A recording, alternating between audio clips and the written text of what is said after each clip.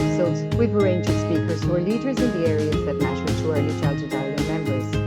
This podcast series is proudly supported by Aricus Insurance, which offers a comprehensive range of cover at discounted premiums for both business and personal insurance products. So visit www.aricus.ie for more information. We're experiencing a pivotal moment for children, families and childminding in Ireland with so much going on. We've the phased regulation of all childminding services, the creation of a national childminding quality development and assurance infrastructure. There's the impending extension of public subsidy to eligible parents for the cost of fees with registered childminders.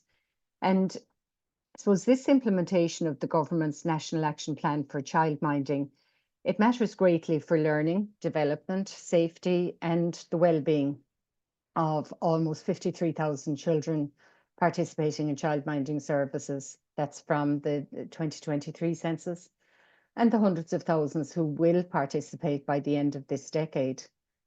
In Early Childhood Ireland, we've been actively engaged for some time on the implications of regulation for quality in childminding, including participation in various Erasmus projects, including Child in Mind and ValChild, and most recently Qual FDC with partners in Belgium and Denmark. We also commissioned research on the determinants of experiences and outcomes for children and young people in childminding, a rapid review of the research literature, and this was undertaken on behalf of Early Childhood Ireland by Stranmillis University College in Belfast. We want this work to support decision makers to design childminding policy that's appropriate and user-friendly, I suppose.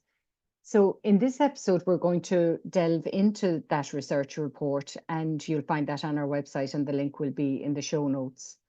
To tell us more, I'm really delighted to be joined today by Dr Suzanne McCartney, who's the Senior Lecturer in Early Childhood Studies at Stranmillis University College, and by Liz Kerrins, our own Director of Research at Early Childhood Ireland.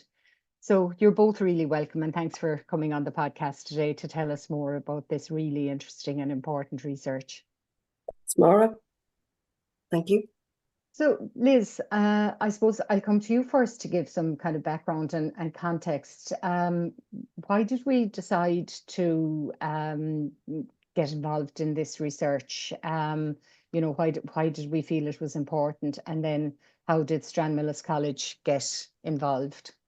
Thanks, Maura. Yeah, for regular listeners to your podcast, and to those who engage with us regularly, particularly our members, they'll know very well that our vision in Early Childhood Ireland is that every child is thriving and learning in high quality early years and school age care and centre-based and childminding services.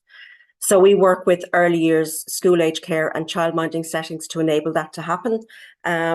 We also advocate for an effective and inclusive early years and school age care system that values, supports and invests in childhood, children and services.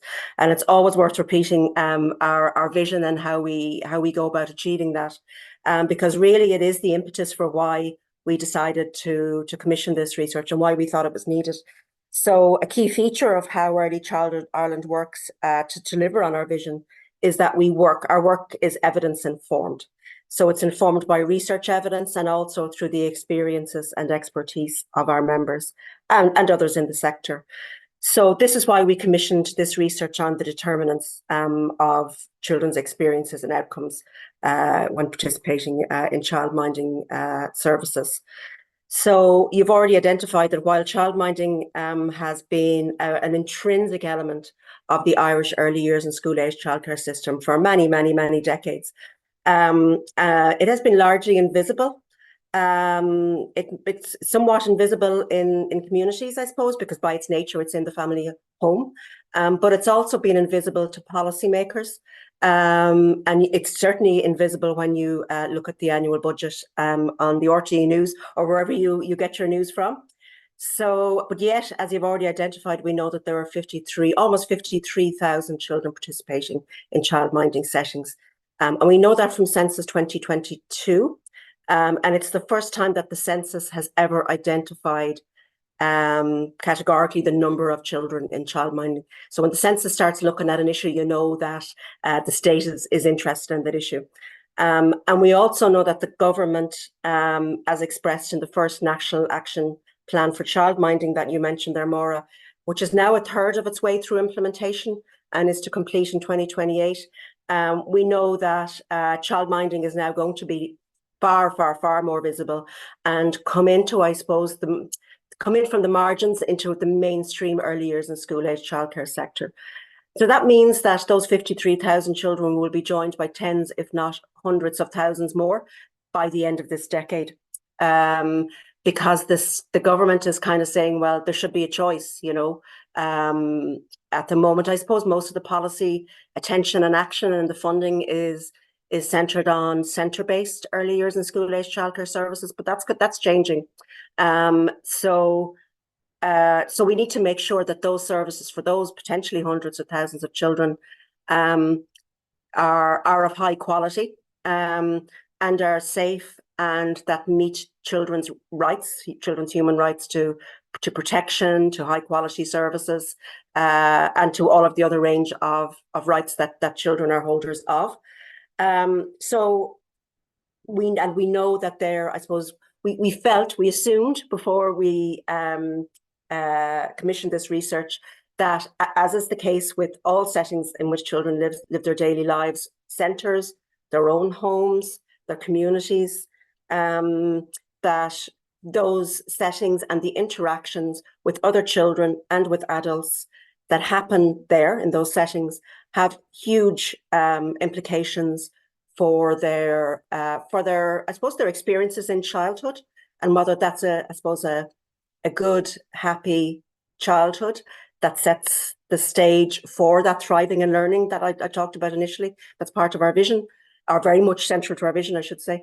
And that it also, I suppose, helps us all through life, that helps us through the lifespan, so that our outcomes are good outcomes, and that children are, I suppose, you know, delivering on that potential that our Taoiseach, Simon Harris TD, talked about the other day.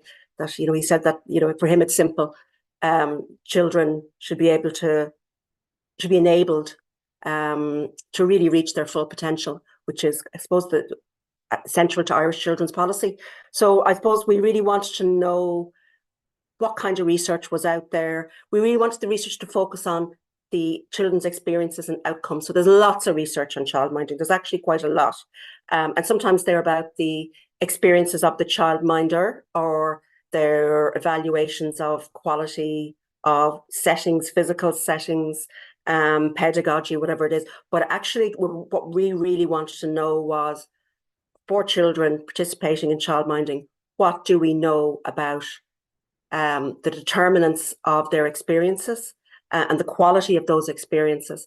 And was there any kind of a link or relationship between those experiences and children's outcomes? So that really led us, I suppose, to commission this research, and we did that through a public request for tender back in the end of 2023, coming right up to Christmas. So it was a busy time. So we issued a request for tender, and we were really delighted. We got quite a few researchers who were interested, and it was a competitive request for tender process, and we're delighted that Stranmillis University College in Northern Ireland won that tender. And that's where Suzanne and our colleagues came in.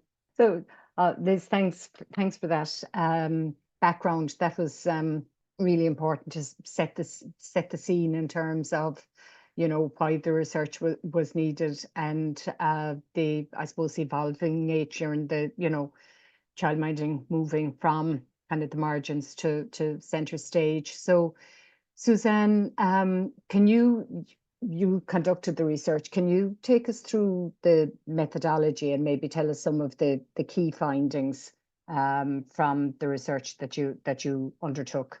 Okay, so in terms of methodology, then we adopted an approach that's called a rapid review. So that's part of the wider systematic review family, but it sort of lends itself to sort of projects that need to be carried out within more limited time scales. So systematic reviews, and as part of that, rapid reviews are really designed to be a planned as the name implies, systematic approach to identifying, appraising and synthesizing literature on a particular topic. The real strength of that, I suppose, is to try to reduce bias and try to ensure as much rigor and representation within the available evidence. So you set out your sort of plan of the terms that you're going to use and the evidence that you plan to gather, and then you gather and everything that meets the criteria is included. So sometimes you get within evidence or literature the idea of sort of cherry picking of information, and the systematic approach sort of helps to negate that and ensure that all relevant available evidence is available. So that's the approach that we took for this. And as Liz has said, the focus wasn't on all evidence on all of childminding, but focusing very much on those determining factors. So factors that contribute to the experience of children within childminding settings or outcomes measured at the child level. So that's what really sort of guided our plan and our search strategy within this rapid review. And so as part of that, then we were looking from birth right through to 15, was sort of the age category, and focusing specifically on childminding. So one of the things I suppose within the literature is internationally childminding can be known by different terms, and so it's using the language to try to catch and incorporate all of what we understood to be childminding. So that was paid non-relative care in the childminder's home. So not care carried out in a centre, but also not care carried out in the child's home, perhaps by a nanny or an au pair or something like that. But that was the sort of definition of childminding. And we, in the end, ended up with 50 studies that met the brief. So I'll not sort of bore you with the details, I suppose, of the selection process, but we started out with thousands and thousands, and then of sort of hits, if you like, from the search, and then we went through a process of screening the titles, screening the abstracts, screening the full text, applying that inclusion criteria at each level. And in the end, there were 50 studies within the empirical literature that was available to us that spoke to that question of what factors contribute to outcomes and experiences for children in childminding settings. That's a painstaking process. And when you synthesized all those findings, and can you tell us what some of the key findings, and if there was anything that you found particularly interesting or surprising, or that was kind of, oh, didn't think of that, or something. Yeah, sure, no problem. So I suppose first of all, at sort of descriptive level, in thinking of the age group of who was represented within the study. So the majority of studies were reporting on experiences and outcomes for infants, toddlers and preschoolers. We had a small number of studies that spoke to school-age children, and absolutely no studies on adolescents, even though they were included within the search term. So that was interesting on its own to sort of in terms of, a systematic review can only be as good as the available published evidence. And in this case, there was a fair amount of evidence available for very young children within childminding settings, and much less of what we could say about those experiences and outcomes for older children and adolescents. In terms of the countries represented within the findings, more than half of the studies were carried out in sort of USA context. And again, that's interesting because different countries, have different approaches when it comes to childminding. Childminding can mean something really quite different depending on the context. So that's an important caveat, I suppose, when interpreting the findings. You might hear something and you think that's not how I understand childminding, or that's not what I would expect. And often, if you go back to the evidence, then it's maybe been carried out in a context very different to the sort of experienced context of the audience. And so it's important to understand that. There were also studies carried out in European contexts and in the UK, and there were just 2 studies that represented Ireland. So it was an international look at childminding, and important to keep that in mind, because childminding really does vary quite significantly depending on the context. In terms of the findings then themselves, we did a sort of first level analysis, thinking about those sort of various outcome domains. So we sort of organised and analysed the findings by experiences and quality of care, by health and well-being, by behaviour, social, emotional, cognitive, and language and communication. So because that tended to be how the studies reported. So we grouped them that way first and foremost. And then we did a second stage of analysis to sort of say, within those findings, then what determining factors are coming through, because that was really the kind of core of the research question. And within that, then we sort of organised the determining factors into 4 categories of child level determinants, caregiver level determinants, structural determinants, and pedagogical determinants. So there's a lot of detail in the report for anybody who wants to get into that. But I'll try to give a little bit of the kind of high level findings on each of those.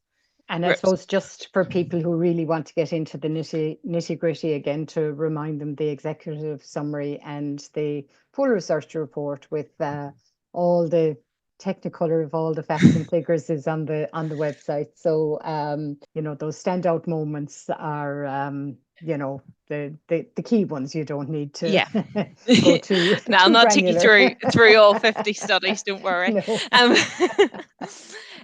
So thinking about the child first. So what about the child determines those experiences and outcomes within childminding settings? So the first thing that sort of came through was differences in sex and gender. And the sort of overall finding there, although important to say, once you kind of broke down into these various determinants, you're talking about a small number of studies, maybe 3, 4, 5 studies speaking to each of these factors. So I suppose, again, keep that in mind. But the overall finding in relation to the child's sex and gender as a determining factor was that boys were more sensitive to changes within childcare, within childminding settings, and to the age that they entered home-based childcare. So in general, girls were found to cope a little bit better if they moved from one childminding setting to another, or from one form, a different form of childcare into childminding. Boys were a little bit more sensitive, and there were sort of some social emotional impacts associated with that. The child's own temperament then, their sort of personality, and also was a determining factor in terms of their experienced outcomes within childminding settings. And sort of probably unsurprisingly, so children who had higher levels of behavioural inhibition, more commonly known as shyness, were more sort of anxious, experienced higher levels of the stress hormone cortisol in a sort of childminding context than children who had lower levels of shyness. So probably not a particularly surprising finding, but I suppose important to acknowledge that children are not passive within this context of what determines outcomes and experiences. They are active agents. They impact the childminder just as the childminder impacts them. They impact the childminding setting just as the childminding setting impacts them. And so, that child level determinant, I suppose that's the important overall finding of that, is to say that children are active agents within that, and their own sex, temperament, age, family economic status, that all contributes to how they experience childminding settings and the outcomes associated with that. And therefore, in terms of thinking about the implications of that for practice. It's about childminders recognising then those individual differences and tailoring and catering their practice towards those, and that it's not just a sort of one size fits all, but recognising those differences and sensitivities in different children. Thinking then, what about the caregiver, in this case the childminder, what about them determines those outcomes and those experiences for children in childminding settings. The first thing that kind of emerged there was around qualifications and training. And important to say, the findings here were sort of mixed and complex. And there were sort of two things to think about. One was the sort of basic level of education of the caregiver, and then the other was the sort of specificity of their training. Had they, were they trained in some way in something related to sort of young children's health, education, well-being, those sorts of things. And the findings there were that it was really the specificity of the training and the longevity of it, so training over a longer period of time, that really contributed positively to children's experiences and outcomes.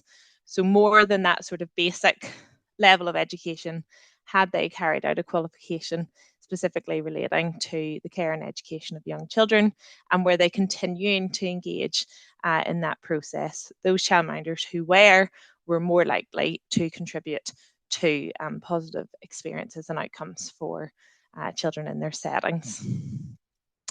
Other factors then to do with the caregiver issues around their sensitivity, their own experiences of stress, their motivations and beliefs, all of those sort of maybe softer, less tangible qualities also seem to have some contribution to the experiences and outcomes of children in the setting. So practitioners who had more child-centered beliefs and who were motivated to go into the career for the sort of passion of the career, who sort of hadn't ended up there by accident or convenience or for sort of other reasons like that, then those childminders contributed more positively to children's outcomes and experiences. In terms of the level of experience of the caregiver, so how long had the childminder been a childminder, there was actually mixed findings there. So some found that childminders who had been a childminder for longer provided more sort of learning activities within the home, but perhaps a little bit less of a sort of warm, emotional, supportive environment. And we sort of hypothesized a little bit about why that might be, whether that, is to do with the sort of perhaps stress, for maybe like a better term, but of being in a career for a longer time, or is it to do with their original training, their original child rearing beliefs?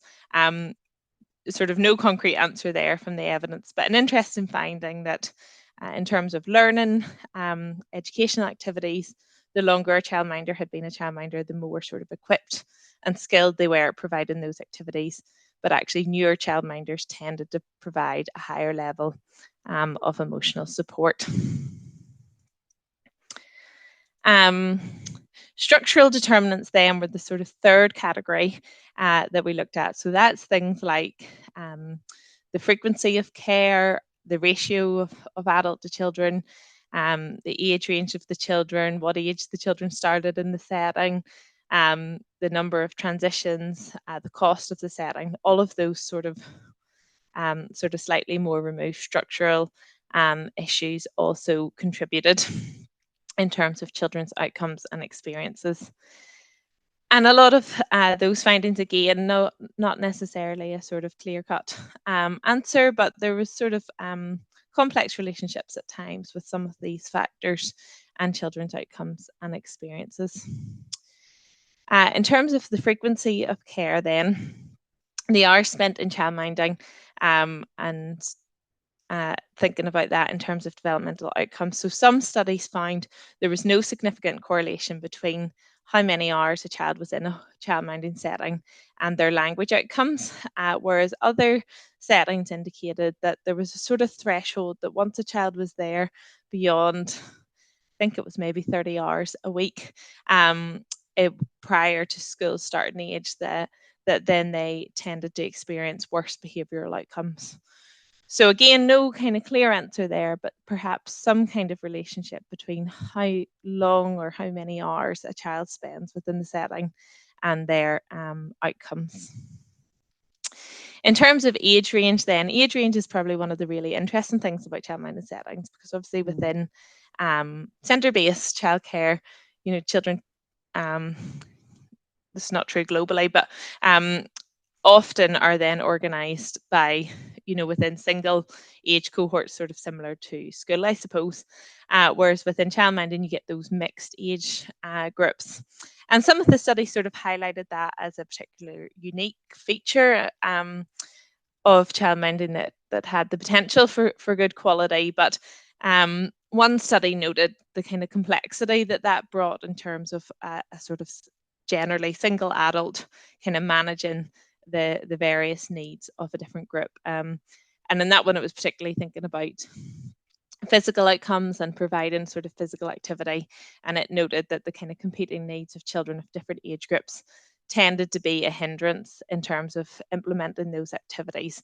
I guess if, you know, you have one who's not walking and one who's learning to walk and one that can run 3 miles an hour, it's maybe tricky to sort of meet all those needs in one time. So that was sort of another finding that emerged in terms of something that again needs to be considered and thought about in terms of what provides the best outcomes I for suppose the children. number of the adult-child ratio is kind of part of that as well. That, you know, if you have a large number of children, that competing needs bit is a huge challenge, but easier to manage with that smaller group. Yes, yeah, absolutely.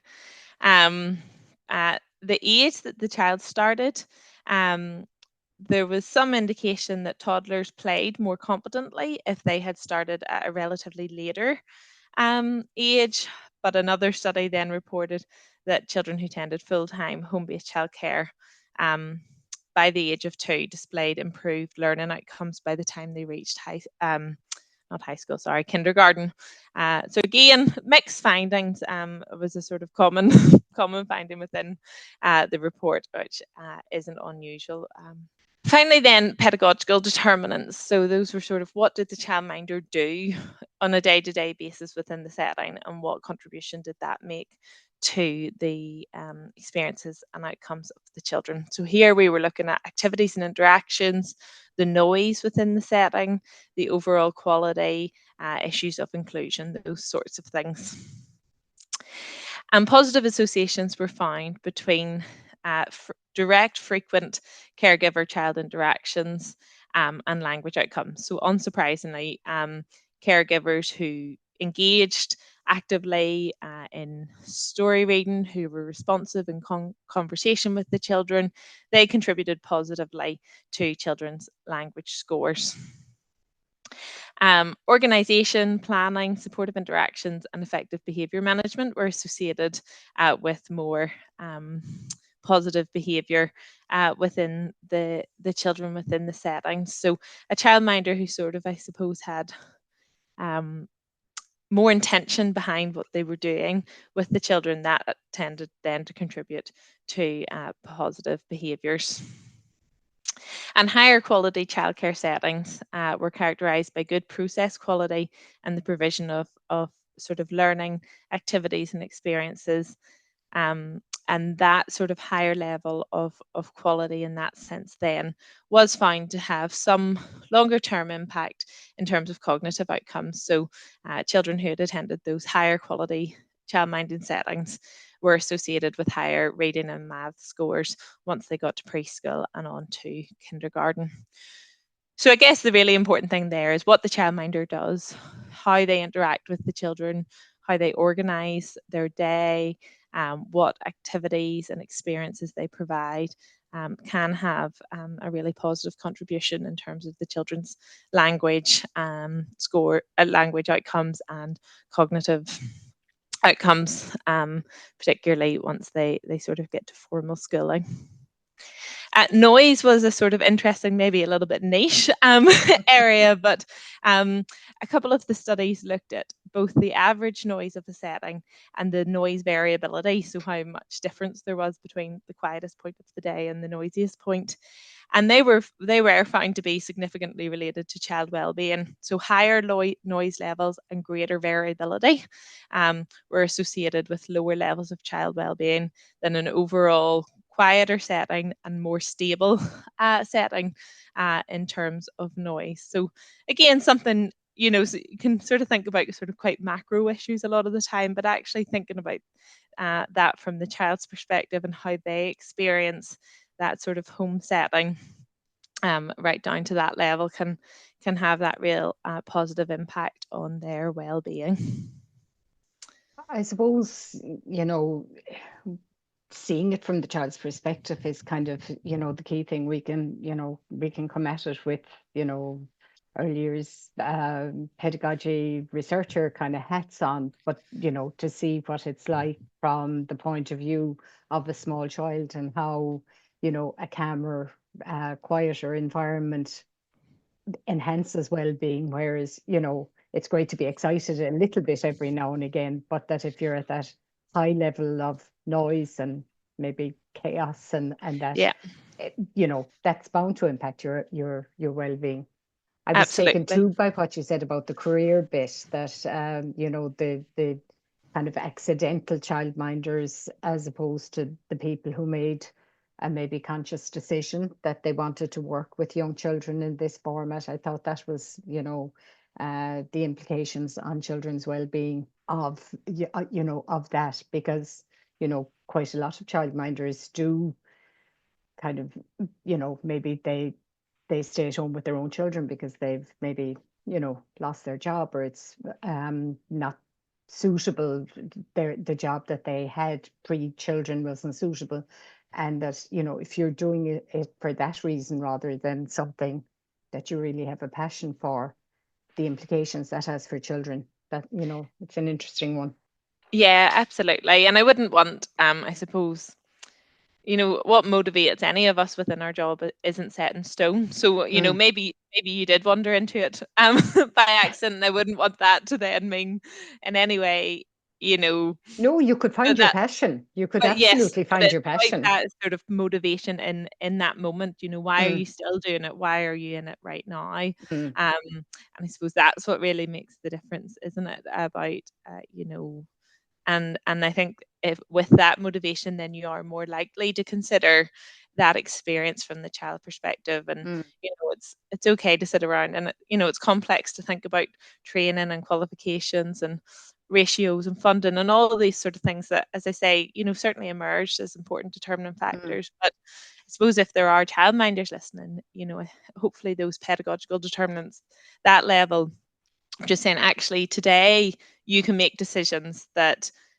can positively contribute to children's outcomes and experiences, that it doesn't all have to wait for policy or regulation, but there's actually Exactly. practice that you can change right now, thinking how noisy is your home, how much variation is there in that noise, how Mm, much opportunity in a busy day of meals and naps and school runs, and how much time is there for those direct interactions, and sitting down with a story or having those sort of more meaningful two-way conversations. Those are the things that are did emerge as contributing factors to positive outcomes and experiences that any individual can move towards without needing some of those bigger kind of structural changes. And I suppose that's the encouraging thing coming from the complexity and the detail of the report, is that it's both. There's both things that need to be done at a policy level that could enhance the experience and outcomes,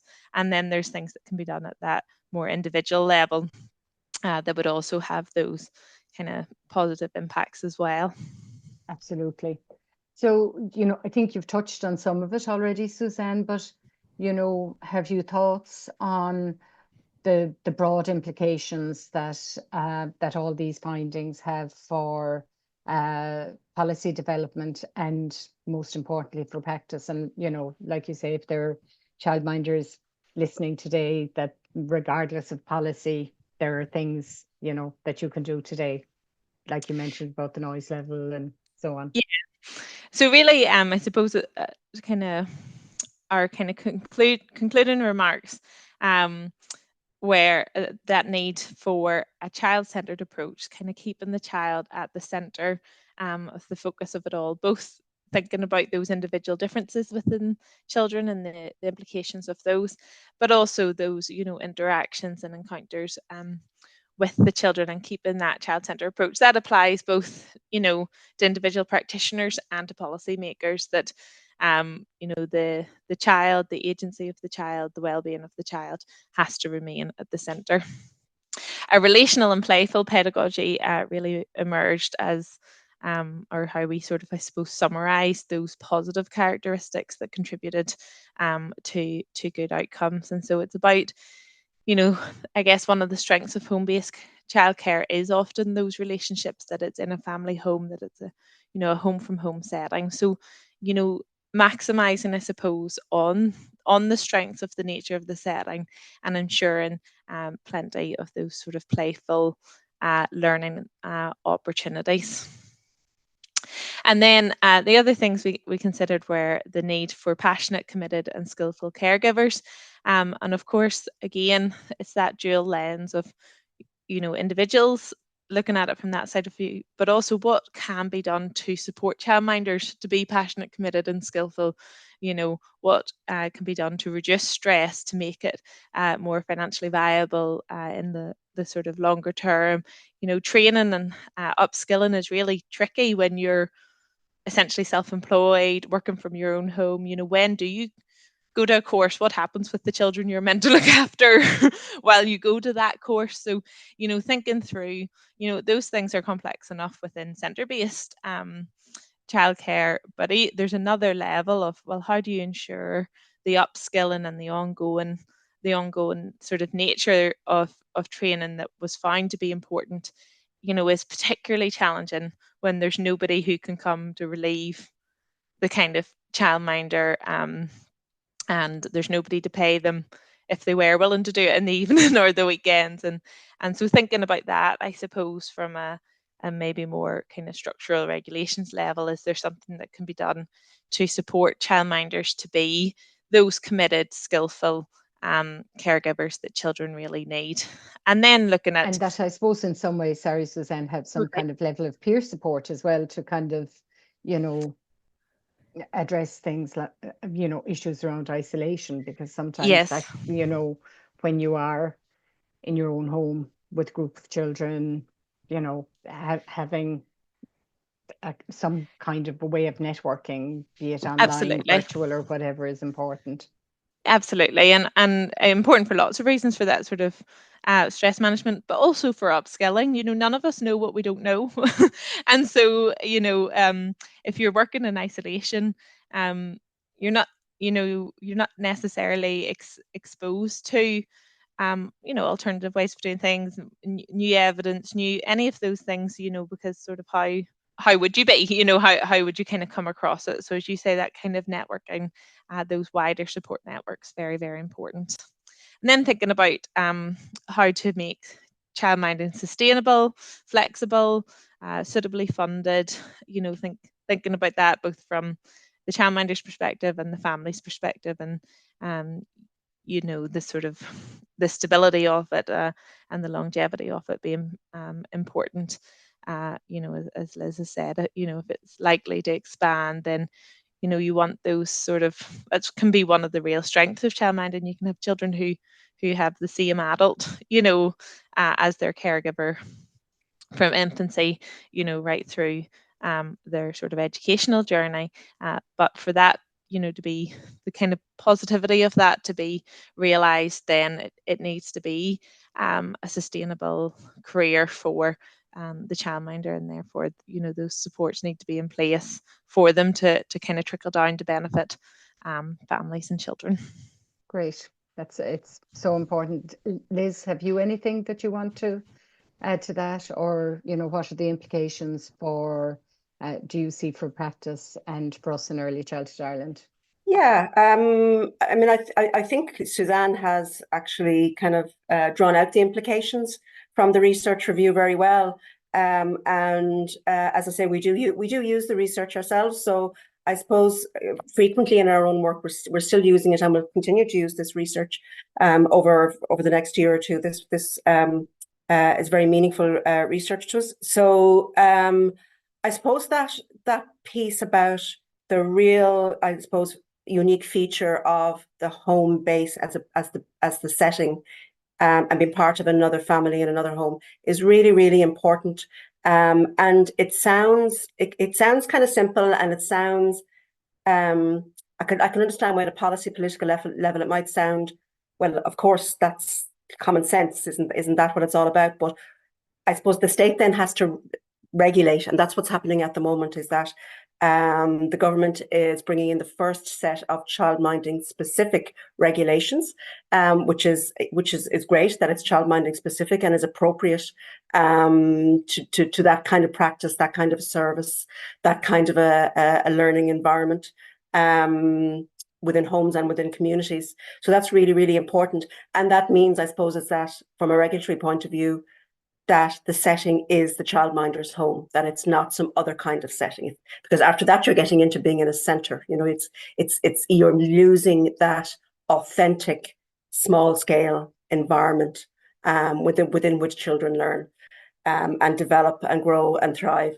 So that's really, really important. And that's something that we'll be looking out for now. The Department of Children will, and the Minister for Children will publish soon the first set of childminding specific regulations. So that's something that we'll be very keen on, I suppose, on evaluating and seeing if that is there. And we also know from children and young people themselves, the Department of Children did a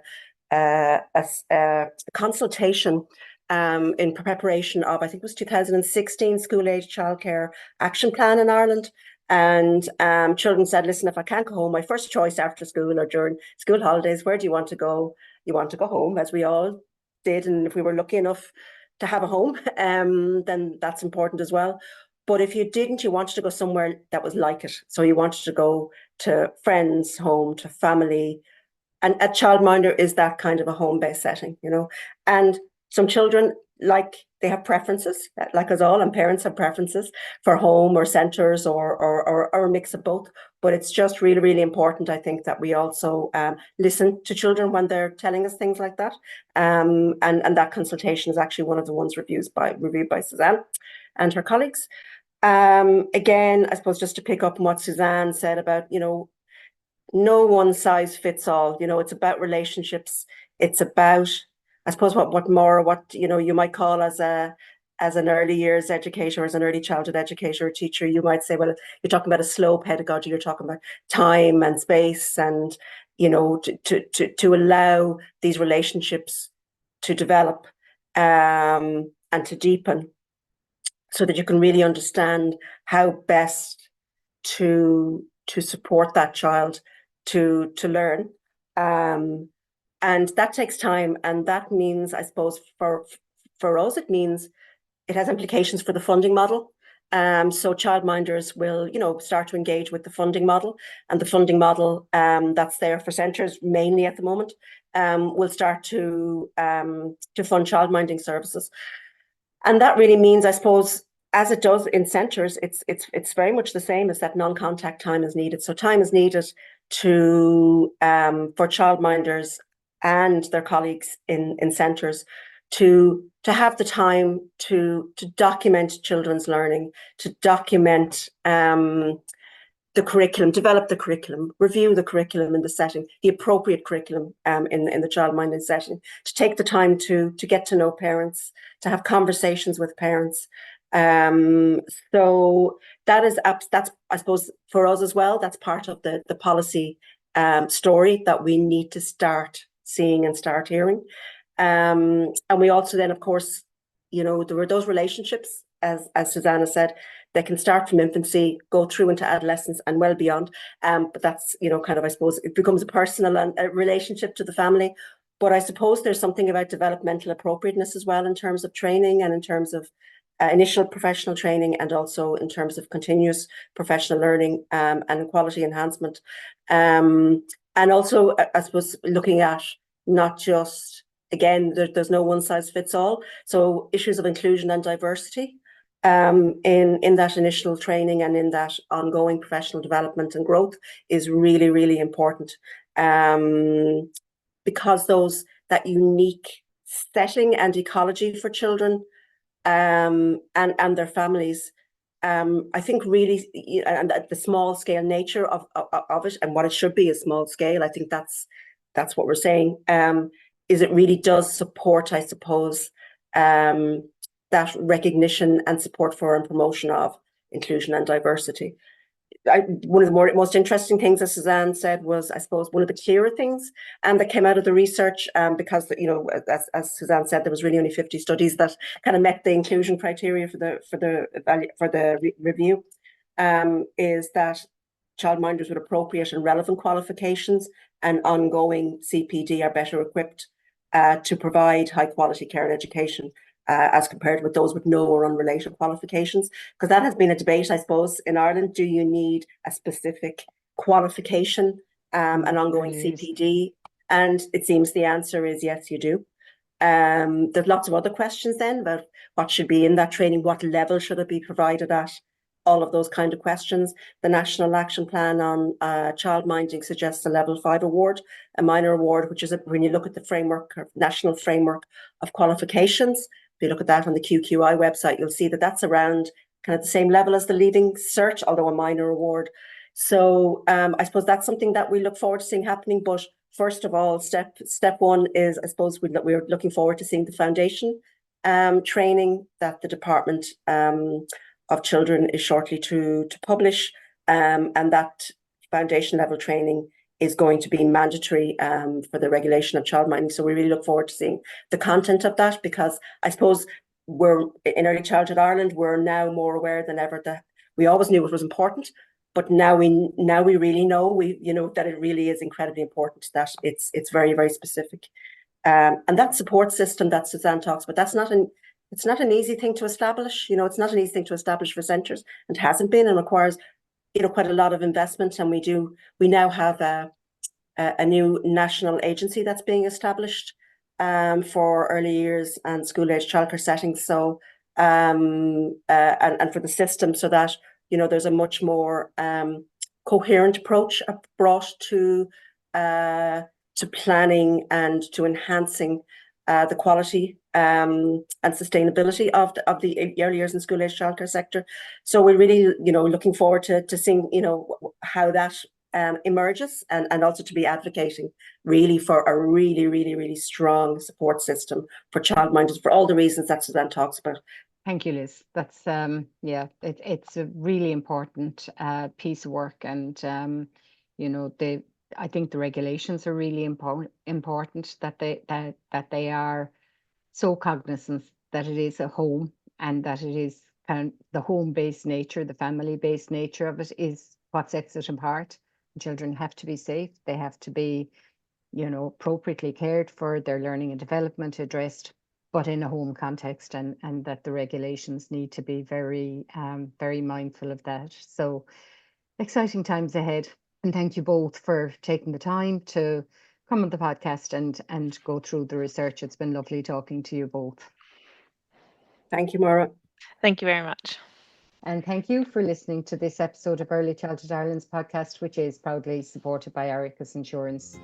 If you enjoyed it, please subscribe, spread the word to your friends and colleagues, and stay tuned for our next